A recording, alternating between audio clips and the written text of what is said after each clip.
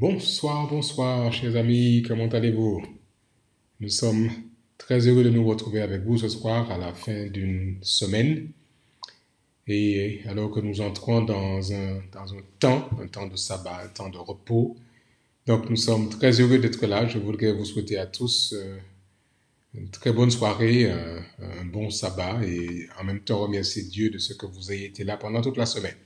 J'espère que vous allez bien, que vous avez été tous protégés par Dieu. Je salue donc tous ceux qui sont déjà connectés, à chacun d'entre vous, alors à Yasmine, Nadiège, Alain, Pierrette et tous nos amis de Dakar qui sont là, Françoise qui est aussi présente, Marinelli. Bonsoir à chacun d'entre vous. Que Dieu vous accorde ses grâces. Nous sommes vraiment très très heureux de finir cette semaine sous le regard du Seigneur. Je salue nos amis qui sont connectés du côté de Kermassar, toute la famille. Nous faisons un grand coucou à chacun d'entre vous, à Jean, à Pasteur Colli, à toute la famille. Nous saluons ceux qui sont sur Dakar, bien sûr, les habitués, Pierre, Kentino et son épouse. Nous vous saluons fraternellement Jésus-Christ. Nous saluons aussi ceux qui sont connectés dans le sud, du côté de Niagis, Pasteur Famara, Sœur Odile. Nous saluons nos frères et sœurs du côté de Ziguinchor. Nous saluons aussi ceux qui sont du côté de Sédiou, toute la famille, Ernest. Vraiment, nous sommes très heureux de pouvoir nous retrouver ce soir. Nous sommes contents d'être là. Et nous vous souhaitons déjà à chacun d'entre vous un très bon sabbat sur le regard du Seigneur. Bonsoir à JM, bonsoir à Sister Claudia, bonsoir à Papi et tous les autres qui sont connectés. Nous croyons que ce moment que nous vivons, c'est un moment spécial, c'est un moment unique et que nous avons avec nous non seulement Dieu, mais ses anges qui nous entourent, qui nous protègent dans ce moment. Donc je veux vous souhaiter à tous un très beau moment sur le regard du Seigneur. Nous voulons continuer à prier et nous sommes très heureux d'être là en ce soir. Nous sommes notre 36e jour depuis que nous avons commencé ce cheminement ensemble et nous voulons encore rendre grâce et gloire à Dieu de sa bonté et de ce qu'il nous permet, même dans ce temps de crise, de pouvoir trouver le temps afin de partager ensemble le moment autour de la parole du Seigneur. Nous voulons prier puisque c'est le début du sabbat. Nous voulons souhaiter un très bon sabbat, sabbat de shalom, comme diraient les hébraïsants. Bon sabbat à chacun d'entre vous. Et nous souhaitons vraiment que ce moment soit placé sous la direction divine, sous l'influence de son Saint-Esprit. Je voudrais donc vous souhaiter de le passer en présence de Dieu. Nous allons prier comme d'habitude pour la pluie d'arrière-saison, pour le réveil personnel, pour la mission, mais aussi pour ceux et celles qui sont affectés aujourd'hui par le coronavirus. Et nous croyons que Dieu est tout-puissant et qu'il peut prendre soin de chacun d'entre eux. Donc je vous invite à vous incliner avec moi pendant que vous êtes là. Nous allons nous incliner et rechercher la présence de Dieu. Je salue Carmen, je salue aussi Léonetti qui est là. Merci à vous d'être présents. Pierrette qui est là aussi avec nous. Nous voulons prier et demander à Dieu de prendre le contrôle de ce moment. Voulez-vous prier avec moi? Seigneur, merci pour ton amour, pour ta grâce. Nous invitons ta présence parmi nous. Que ton Esprit Saint prenne le contrôle de ce moment.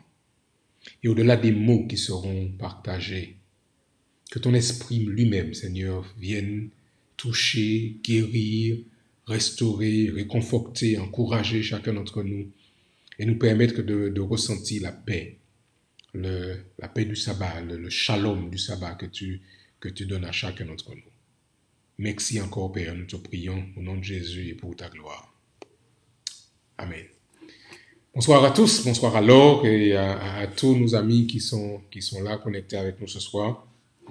Nous commençons en fait ce soir un nouveau moment puisque chaque vendredi soir il y a une nouvelle personne qui prend le relais dans les méditations que nous recevons depuis la conférence générale. Et ce soir, c'est Sœur Mélanie Coleman qui partage avec nous et qui va partager pendant toute la semaine jusqu'à jeudi prochain les réflexions qu'elle partage.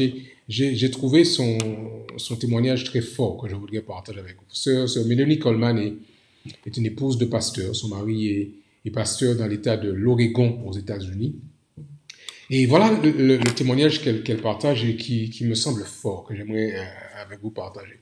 Alors que son époux venait de commencer une série de conférences bibliques, dans l'église où avait lieu cette série de conférences, il y avait une salle de prière et Sœur Coleman était en charge de groupe de prière. Vous connaissez comment ça se passe, où on se retrouve pour pouvoir prier. Donc elle était là, elle avait invité d'autres sœurs et frères à venir participer avec elle à ce moment.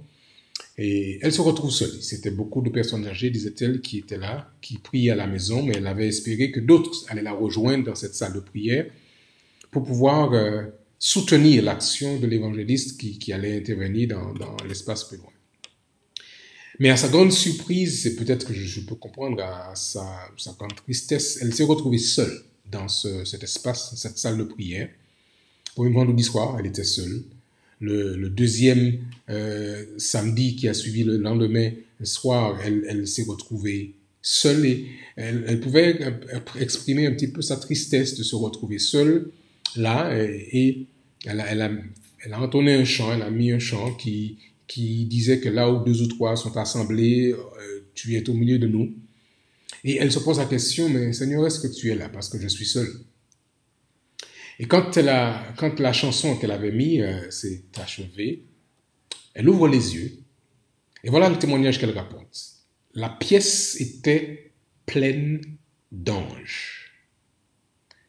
Vous imaginez sa surprise. Elle a commencé à pleurer.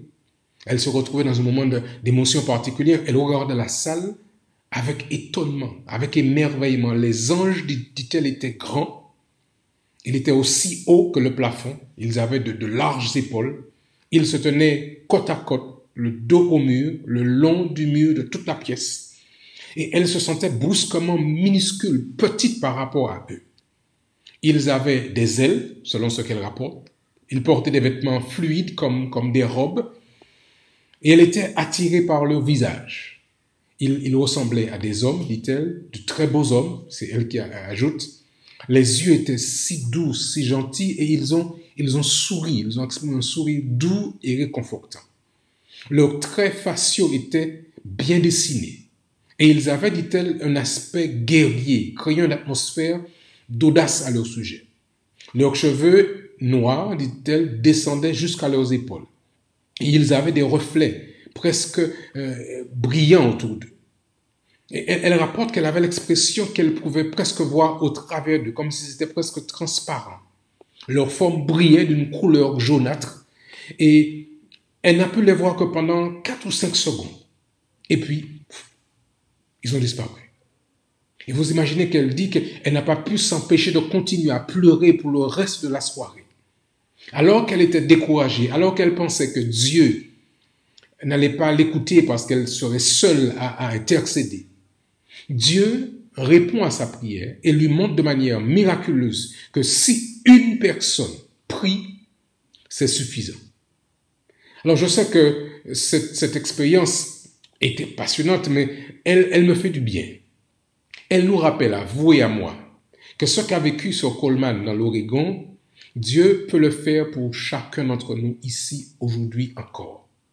Si nous continuons à prier, chacun de notre côté, parfois nous pouvons penser être seuls, il n'y a personne connecté ou bien nous sommes loin de notre côté, même si nous sommes seuls, nous pouvons continuer à faire une expérience avec Dieu.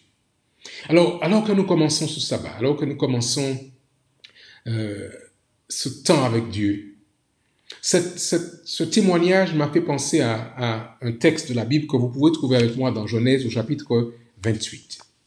Genèse au chapitre 28, c'est l'expérience de Jacob.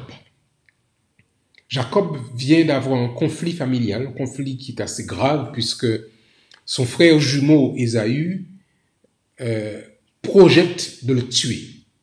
Il y a un schisme dans la famille, un déchirement et la mère qui voit la gravité de la situation invite Jacob à partir. Sors-toi pour ta vie, va loin, prends un peu de distance, peut-être que ça va calmer la situation. Et la tension était, on peut imaginer, suffisamment tendue, à la fois entre Jacob et Ésaü, mais même entre Rebecca et son époux Isaac. Il y a une tension dans la famille. Et Jacob part, je peux imaginer, triste, la mort dans l'âme, si on peut utiliser une telle expression.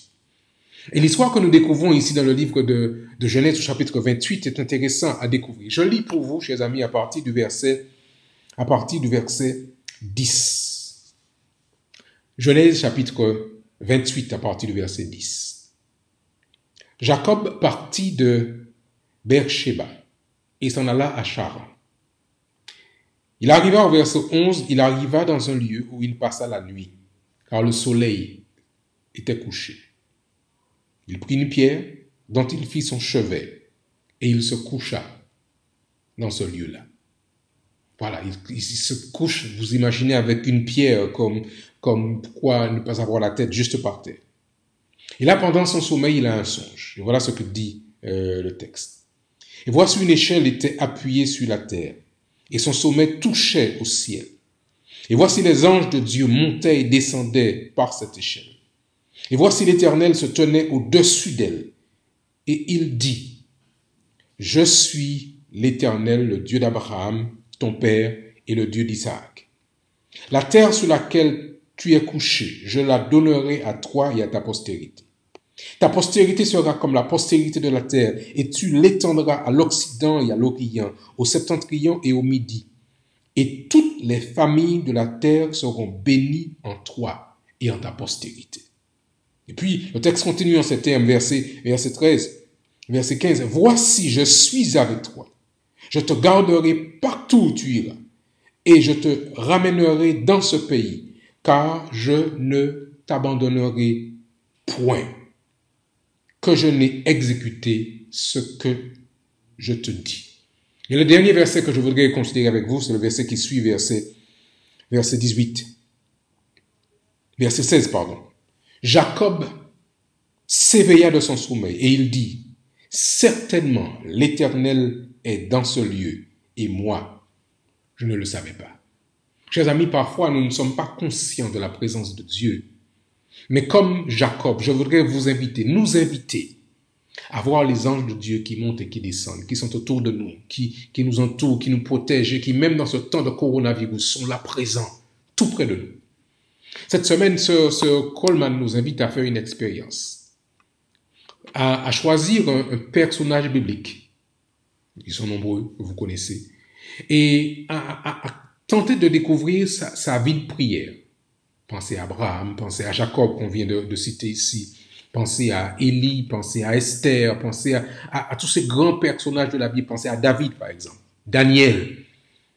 Choisissez dans votre temps de prière un personnage biblique de votre préférence, un homme ou une femme, et arrêtez-vous surtout sur sa vie de prière, sur comment il a prié. Ici nous voyons Jacob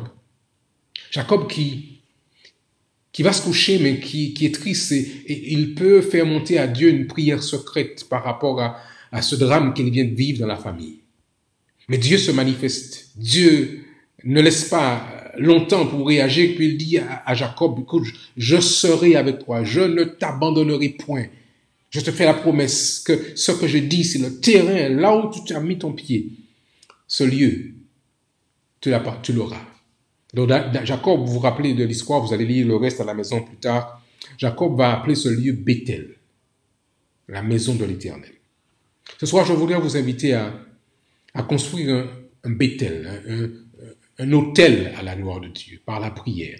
Nous voulons, chers amis, vous et moi, chercher la présence de Dieu pendant ce sabbat et vraiment bâtir un autel, chercher à passer du temps avec lui, pendant les heures du sabbat et pendant la semaine qui va suivre. Nous voulons prier vraiment pour les membres d'église qui vivent parfois dans des villes denses, peuplées, comme la ville de Dakar où nous sommes actuellement. Dans ce temps de pandémie, c'est une difficulté parfois de vivre dans ces grandes métropoles, dans ces grandes villes.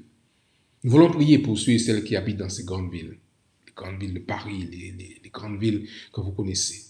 Nous voulons aussi prier pour l'endurance du personnel médical qui soigne actuellement dans le monde entier, ceux qui luttent contre la pandémie du coronavirus depuis des semaines et maintenant presque des mois.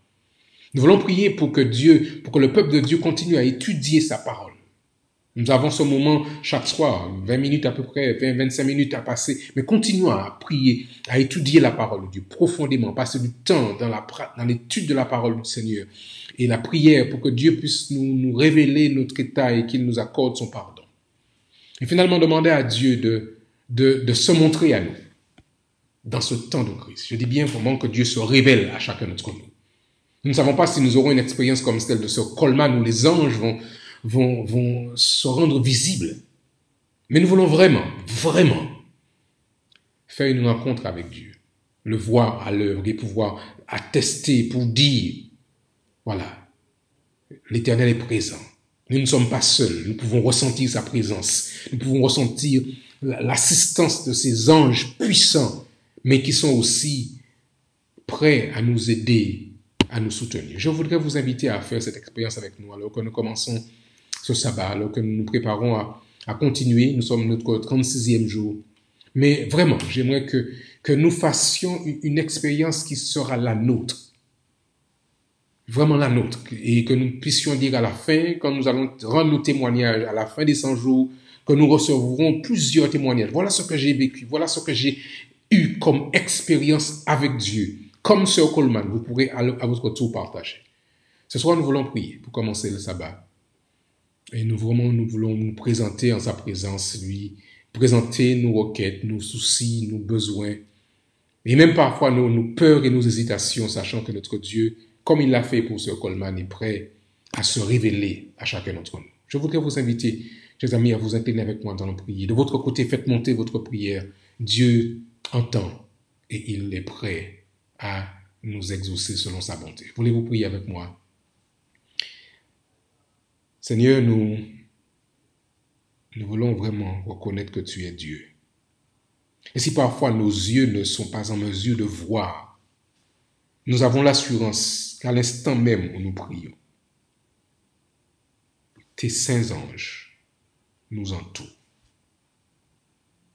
Merci Seigneur de ce privilège d'avoir l'assistance des saints anges autour de nous. Pardonne-nous Seigneur d'avoir été parfois aussi hésitants, aussi récalcitrants, remplis de doutes. Merci de ce que nous avons l'assistance de ces saints anges qui renouvellent nos forces, qui nous donnent de pouvoir continuer à avancer, même si la situation peut paraître difficile, comme c'était le cas pour Jacob qui pensait qu'il était seul. Mais Dieu ouvre un pan du ciel, met une échelle avec un lien direct, connexion directe entre la terre et le ciel. Seigneur, merci, merci. Merci pour ces anges que tu mets à notre disposition. Ouvre nos yeux afin que nous puissions voir et augmente notre foi, nous t'en prions. Viens maintenant nous remplir de ton Esprit Saint, afin que remplis par cet Esprit, nous puissions parler avec audace, parler avec autorité et te représenter dignement. Reçois, Seigneur, les prières de tous nos partenaires qui prient à cet instant maintenant. Fais avec eux et par eux de grandes choses et donne à chacun de vivre l'expérience de la pluie de l'arrière-saison. Nous voulons te recommander, Seigneur, tous les soignants, que tu leur donnes cette résistance, cette énergie pour pouvoir continuer le service. Mais par-dessus tout, Seigneur, donne à ceux qui sont malades de pouvoir goûter à un répit, à une guérison selon ta volonté. Nous entrons dans ce sabbat. Nous voulons, Seigneur, t'adorer, te glorifier. Reçois notre adoration. Reçois notre culte. Déverse, nous t'en prions, Seigneur, sur chacun d'entre nous en retour. Une bénédiction spéciale, celle du sabbat. Encore une fois, Père, nous te disons merci pour ton amour. Merci pour la présence de tes saints anges. Merci pour ton Saint-Esprit qui est là avec nous. Ouvre nos yeux, Père, et donne-nous, alors que nous nous relevons de cette position, de voir ce que seuls les yeux de la foi peuvent voir. Dieu en action pour sauver l'humanité. Nous avons prié, Père, avec foi, avec reconnaissance et humblement. Nous prions au nom de Jésus et pour ta gloire. Amen. Amen. Nous voulons vraiment, chers amis, vous souhaiter à tous un très bon sabbat. Que Dieu vous accorde ses grâces, qu'il continue à prendre soin de vous, qu'il renouvelle vos forces et que nous puissions tous dire autour de nous, à tous nos amis, nos frères et sœurs, que Dieu est vivant, que nous n'avons rien à craindre. Demain soir, nous serons ici à la fin du sabbat pour pouvoir recevoir de vous cette présence, ce soutien. Mais je vous invite à partager autour de vous l'amour de Jésus-Christ. Appelez un frère, appelez une sœur, appelez un ami. Dites-lui que Jésus-Christ est vivant. Dites-lui que Jésus-Christ les aime. Je vous dis moi-même déjà que Jésus-Christ vous aime. Mais dites-le autour de vous. N'hésitez pas à partager l'amour que Dieu a placé dans votre cœur et que nous puissions remplir cette terre d'un lien d'amour, ce lien qui nous unit en Christ. Bonsoir à tous, chers amis. Un très, très, très bon sabbat en Jésus-Christ. Et nous prenons rendez-vous demain soir, selon sa volonté et par sa grâce. Je vous rappelle notre adresse mail, vous la connaissez sans doute, mais si c'est missionseneg7@gmail.com. Donc n'hésitez pas à prendre contact avec nous pour que nous puissions ensemble partager un moment en la présence du Seigneur avec vous. Mais je sais que nous allons continuer à prier, nous allons continuer à chercher la face de Dieu parce qu'il a un plan pour chacun d'entre nous. Bonsoir à chacun d'entre vous. Je vous dis à très bientôt, demain soir bien sûr, et que le Seigneur vous garde et qu'il vous bénisse tous.